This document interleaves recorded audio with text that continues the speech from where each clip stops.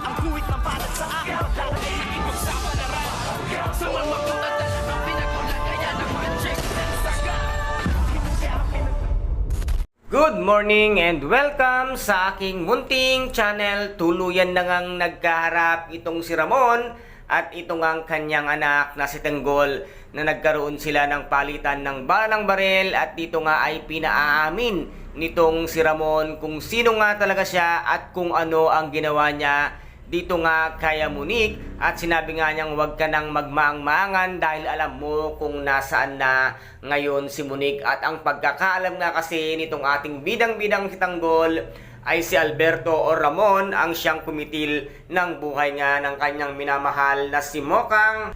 At dito ay hindi nga maalis-alis sa isipan nitong ngang si Ramon kung sino talaga ang kanyang nakatunggaling si Tanggol dahil kitang-kita niya ang itsura niya noong kabataan pa nga niya dito nga kay Tanggol. At dito ay nasabi niya nga sa kanyang daddy na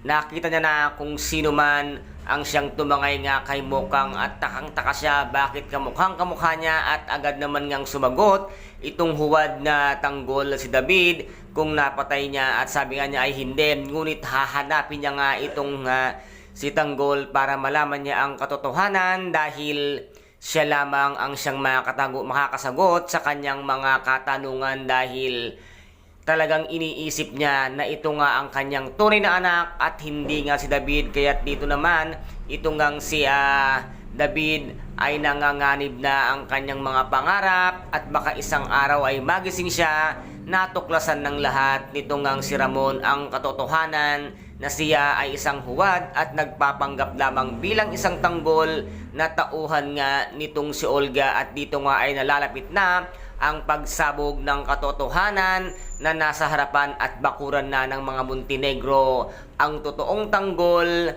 na siyang sisira sa lahat ng mga plano nitong ngang si Olga at ng huwad na si David. And guys, ito po ang ating pakaaabangan dito nga sa tinaguriang pambansang teleserye FPJ ang Batang Quiapo. At kung nagustuhan po ninyo ang aking videos for today, paki-subscribe na lamang po ng aking channel, paki-like and share para maging update kayo sa lahat ng gagawin kong videos. Maraming salamat po. Ingat, God bless and bye-bye!